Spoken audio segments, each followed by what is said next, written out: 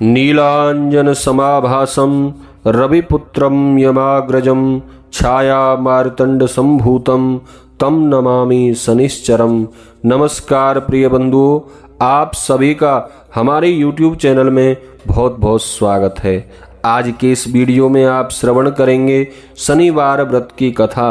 जिन लोगों की कुंडली में शनि की 7.5 ढैया अथवा शनि की पनौती चल रही हो, ऐसे जातक यदि शनिवार का व्रत करते हैं, शनि देव की कथा एवं शनि मंत्रों का जाप करते हैं, शनि महाराज के प्रकोप से उन्हें राहत मिलती रहती है। जो लोग शनिवार व्रत ना भी करते हों लेकिन शनि महाराज की श्रद्धा से कथा श्रवण करते हैं तो शनि महाराज की दृष्टि से ऐसे लोगों को भी शांति मिलती रहती है।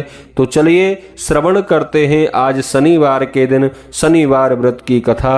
एक बार प्रेम से कहिए, बोलिए शनिदेव महाराज की जय। बंधुओं, एक समय सभी नवग्रहों सूर्य, चंद्र, मंगल, बुध, बृहस्पति, शुक्र, शनि, राहु और केतु में आपस में विवाद छिड़ गया कि इनमें सबसे बड़ा कौन है।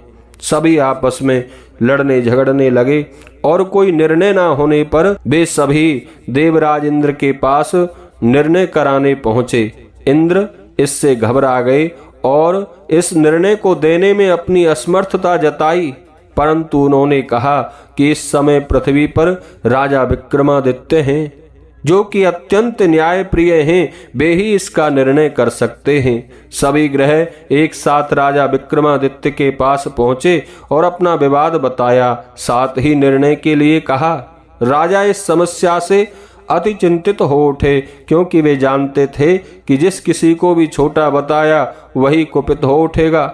तब राजा को एक उपाय सूझा। उन्होंने स्वर्ण, रजत, कांस्य, पीतल, सीसा, रांगा, जस्ता, अभ्रक और लोहे से 9 सिंहासन बनवाए और उन्हें उसी क्रम से रख दिया। फिर उन सबसे निवेदन किया कि आप सभी अपने अपने सिंहासन पर स्थान ग्रहण करें। जो सबसे अंतिम सिंहासन पर बैठेगा वही सबसे छोटा होगा। इस अनुसार बंधुओं, लोहे का सिंहासन सबसे बाद में होने के कारण शनिदेव सबसे बाद में बैठे तो वही सबसे छोटे कहलाए।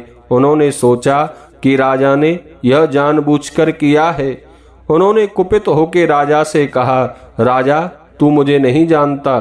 सूर्य एक राशि में 1 महीना, चंद्रमा 2.25 दिन, मंगल 1.5 महीना, बृहस्पति 13 महीने व बुध और शुक्र 1-1 महीने विचरण करते हैं, परंतु मैं 2.5 से 7.5 साल तक रहता हूँ।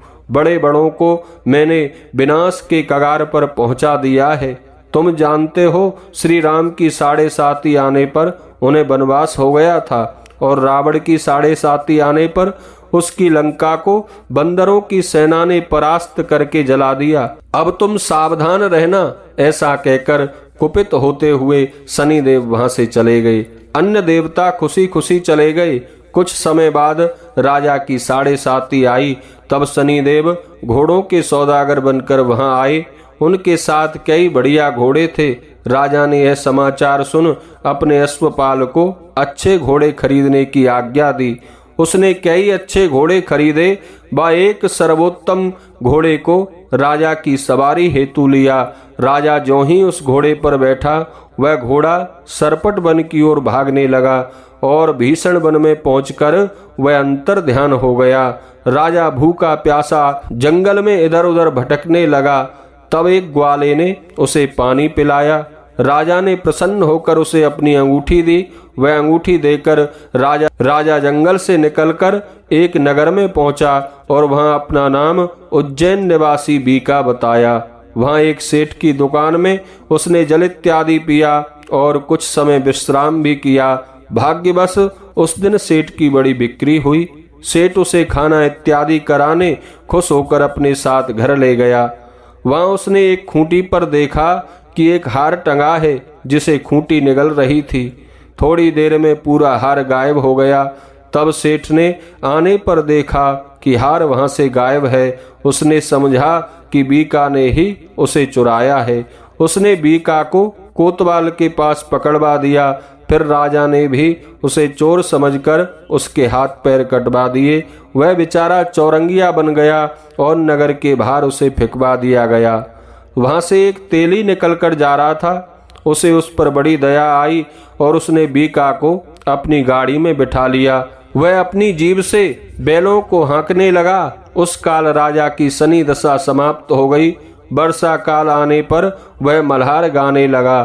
तब वह जिस नगर में था वहां की राजकुमारी मन भावनी को वह उतना भाया कि उसने मन ही मन प्रण कर लिया कि वह उस राग गाने वाले से ही विवाह करेगी। उसने दासी को ढूंढने भेजा। दासी ने बताया कि वह एक चौरंगिया है, परंतु राजकुमारी ना मानी। अगले ही दिन उसे उठते ही वह अनशन पर बैठ गई कि विवाह करेगी तो उसी से। उसे बहुत समझाया लेकिन वह नहीं मानी।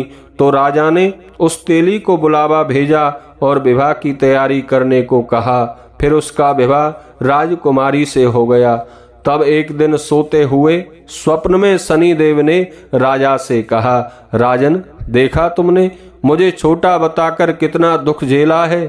तब राजा ने उनसे क्षमा मांगी और प्रार्थना की, हे शनिदेव, जैसा दुख मुझे दिया है किसी और को ना दें।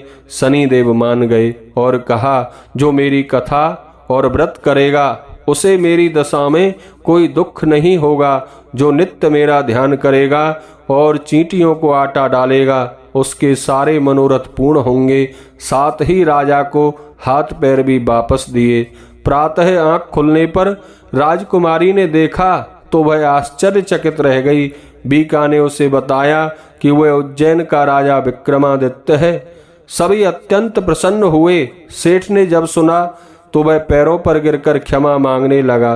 राजा ने कहा कि वह तो शनिदेव का कोप था, इसमें किसी का कोई दोष नहीं है।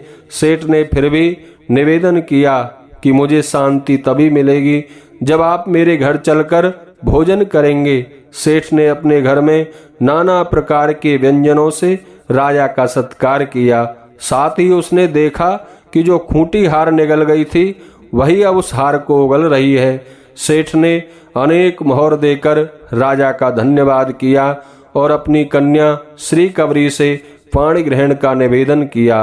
राजा ने सहस्त्र स्वीकार कर लिया और कुछ समय पश्चात राजा अपनी दोनों रानियों मन भावनी और श्री कवरी को सभी उपहार सहित लेकर उज्जैन नगरी को चले। वहां पुरवासियों ने सीमा पर ही उनका दिव्य स्वागत किया। सारे नगर में दीपमाला हुई। वह सबने बड़ी खुशी मनाई। राजा ने घोषणा की कि मैंने शनिदेव को सबसे छोटा बताया था, जबकि असल में वही सर्वोपरि हैं। तब से सारे राज्य में शनिदेव की पूजा और कथा नियमित होने लगी। सारी प्रजा ने बहुत समय आनंद के साथ व्यतीत किया। बंधुओं, जो कोई शनिदेव की कथा को पढ़ता या सुनता है उसके सारे दुख दूर हो जाते हैं। व्रत के दिन इस कथा को अवश्य पढ़ना चाहिए। बोलिए शनिदेव महाराज की जय।